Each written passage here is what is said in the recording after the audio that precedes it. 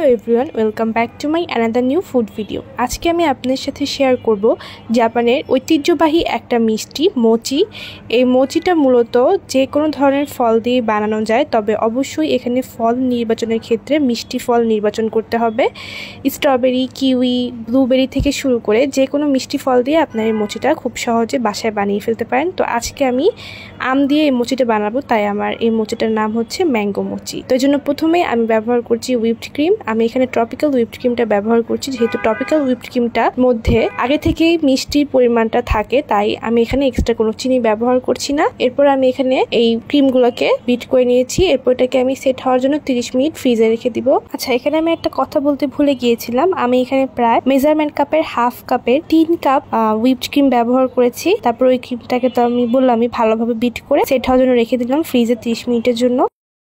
এখন আমি এই মোচির জন্য উপরের যেই প্রলেপটা আছে সেটা বানিয়ে নেব। এই জন্য আমি এখানে মেজারমেন্ট কাপের হাফ কাপ চালের গুঁড়া নিয়েছি। এখানে চালের গুঁড়া দেওয়ার সময় আপনারা অবশ্যই চেষ্টা করবেন স্টিকি চালের গুঁড়া দেওয়ার জন্য, অর্থাৎ যে চালের গুঁড়াটা ব্যবহার করলে ডোটা স্টিকি হতে পারে সেই চালের গুঁড়াটা আপনারা ব্যবহার করবেন। মূলত জাপানে এই মোচি বানানোর জন্য জাপানিকো গ্লুটিনিয় রাইস ব্যবহার করা হয়, যেহেতু আমার কাছে এটা নেই তাই আমি এখানে পোলাওয়ের চাল দিচ্ছি। তবে আপনার কাছে আতপ চাল থাকলে সেই আতপ চালটা দিতে পারেন। আতপ চালও কিন্তু খুব ভালো স্টিকি একটা ডো বানাতে হেল্প করে।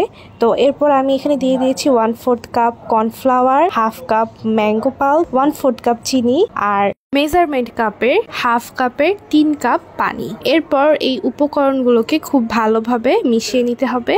উপকরণগুলোকে খুব ভালোভাবে পানির সাথে মিশিয়ে নেওয়ার পর দিয়ে দিতে হবে প্রায় 1/4 কাপ সয়াবিন তেল। এরপর আমি এটাকে চুলায় বসিয়ে একবারে মিডিয়াম হিটে রান্না করতে থাকবো। আর এই পর্যায়ে কিন্তু অনবরত খুন্তি দিয়ে নেড়ে যেতে হবে, নাড়া বন্ধ করা যাবে না। নাড়া বন্ধ করলে কিন্তু এক্ষেত্রে নিচে দলা পাকিয়ে এই ডোটা নষ্ট হয়ে যাওয়ার সম্ভাবনা থাকবে। আর এখানে একটা লক্ষণীয় দিক হচ্ছে, যখন এই উপকরণগুলো অর্থাৎ চালের গুঁড়া, তারপর হচ্ছে কর্নফ্লাওয়ার, আমের পাল্প, চিনি, পানি, তেল এগুলো মিশানো হবে, সেই পর্যায়ে কিন্তু অবশ্যই চুলাটা অফ করে বা অন্য কোনো জায়গায় উপকরণগুলোকে পানির সাথে মিশিয়ে এরপর চুলার উপর এই তাওয়াটা এনে এরপর রান্না করতে হবে চুলা অন করে। তো আমার প্রায় 15 মিনিটের মতো সময় লেগেছে এরকম একটা ভাব আনানোর জন্য।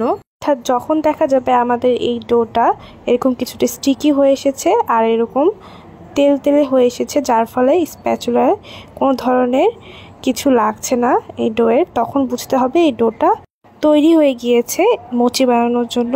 আর অবশ্যই এই ডোটা যখন আপনারা বানাবেন চেষ্টা করবেন একটা ননস্টিক অথবা অ্যালুমিনিয়ামের প্যান ব্যবহার করার জন্য। তো এরপর আমি এখন মোচিটা বানাতে চলে যাব। তো এই জন্য আমি প্রথমেই কিছু ডো নিয়েছি, সেই তৈরি চালের ডোটা নিয়ে আমি হাতে একটা সুন্দর শেপ করে নিয়েছি। হাত দিয়ে একটু গোল গোল করে এটাকে একটু রুটি শেপ করে নিয়েছি। রুটি শেপ হয়ে যাওয়ার পর আমি মেজারমেন্ট কাপের 1/4 কাপের যে কাপটা আছে সেই কাপটার মধ্যে সেই মোচিটাকে দিয়ে এরপর আমি তার ভিতরে দিয়ে দিব সেই আমাদের সেট করে নেওয়া হুইপড ক্রিম। এরপর দিয়ে তার উপর দিয়ে দিব একটু ম্যাঙ্গো পাল্প। আমি এই ম্যাঙ্গো পাল্পটাকে একটু জ্যামের মতো বানিয়ে নিয়েছিলাম 2-3 মিনিট জাল দিয়ে। তারপর ওটাকে আমি করে নিয়েছি এভাবে, সেমভাবে আমি আরেকটা বানিয়ে নিয়েছি। বানিয়ে নেওয়ার পর এরপর এটাকে হচ্ছে একটুখানি র্যাপ করে নিতে হবে, চারিপাশে র্যাপ করে নিলে কিন্তু তৈরি হয়ে যাবে। এভাবে আমি প্রতিটা মোচি বানিয়ে নিচ্ছি। এরপর এটাকে আমি 30 মিনিটের মতো ফ্রিজে সেট হওয়ার জন্য রেখে দিয়েছিলাম। 30 মিনিট পর এরপর আমি এটার উপরে কিছুটা গুঁড়া দুধ দিয়ে দিচ্ছি। মিষ্টিটা দেখতে যেন আকর্ষণীয় হয় সেই জন্য আমি প্রতিটা মোচির উপর এভাবে সেমভাবে একটু একটু করে গুঁড়ো দুধ দিয়ে দিয়েছি এবং তার উপর দিয়ে দিয়েছি গুঁড়ো দুধ আর পানি দিয়ে তৈরি করা একটা ব্যাটার। যে ব্যাটারটা আমি মিষ্টির উপর দিয়ে দিয়েছি, এতে করে মিষ্টিটা দেখতে অনেক সুন্দর লাগবে। তো আমি আপনাদের কেটে দেখাচ্ছি মোচিটার ভিতরে কতটা creamy and yummy হয়েছে দেখতে। So make this food and enjoy with your family. Bye.